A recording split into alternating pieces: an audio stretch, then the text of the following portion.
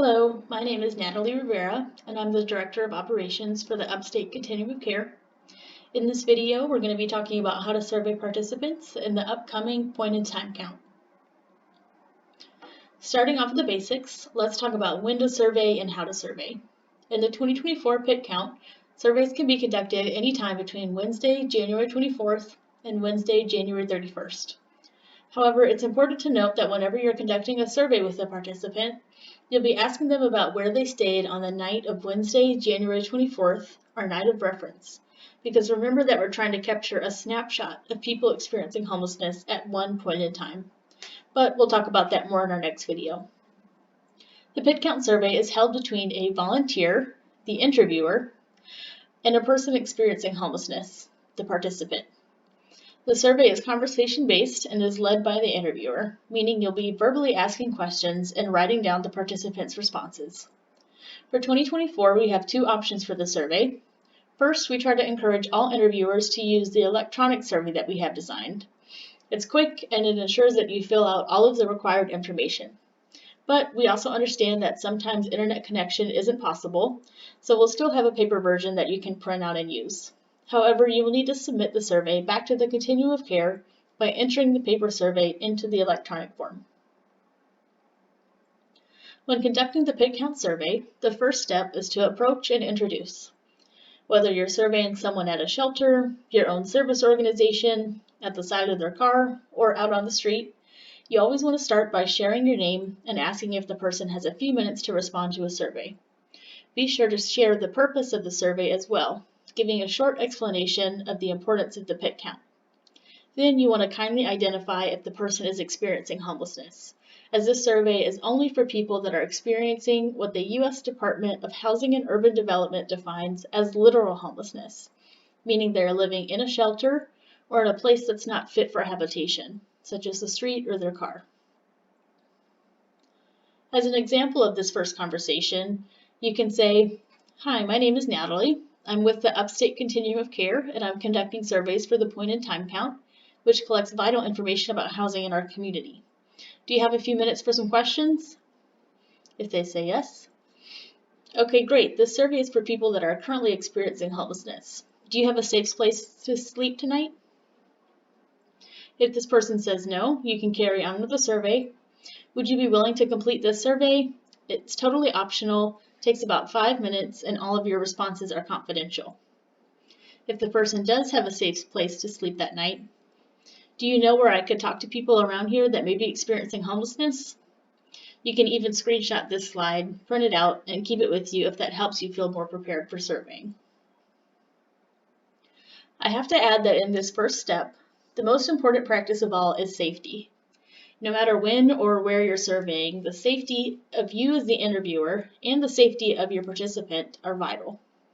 Persons that are sleeping outside or in a shelter may be dealing with active addiction, mental health concerns, or significant trauma histories.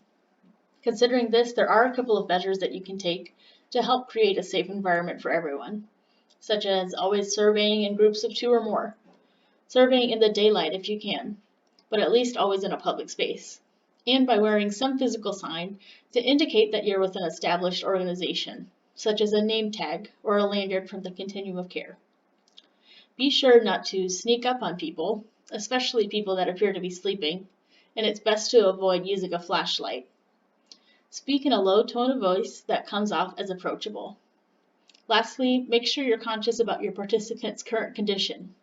Since we do PIT count surveys in January, we recognize that it could be very cold while surveying.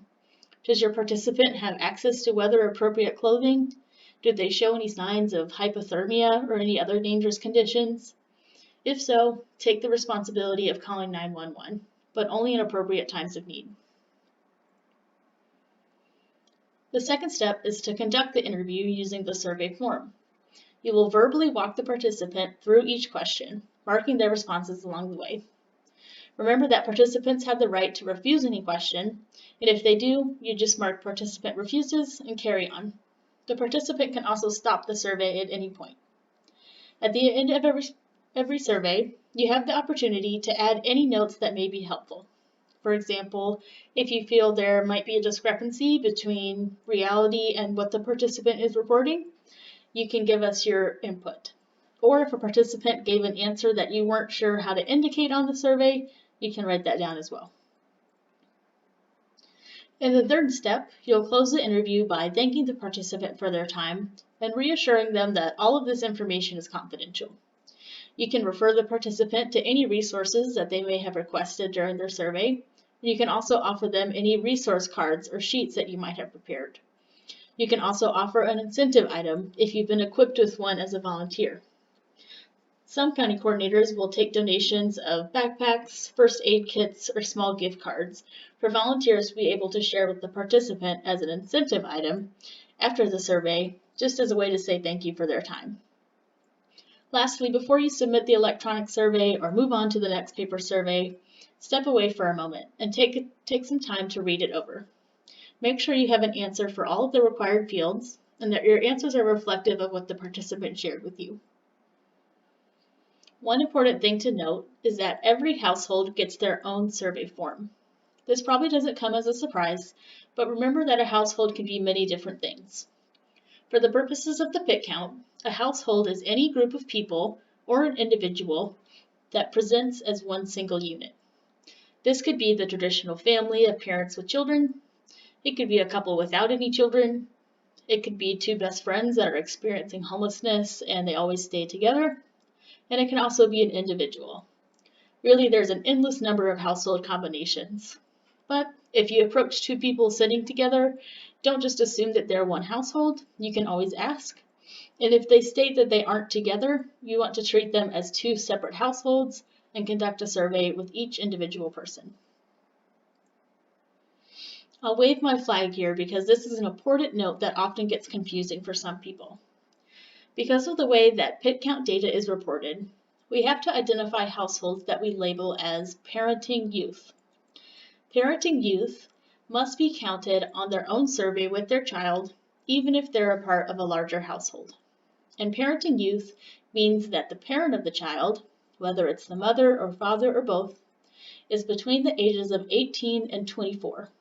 This parent and child composition will always go on their separate survey every single time. I'd like to give a real-life example for this situation.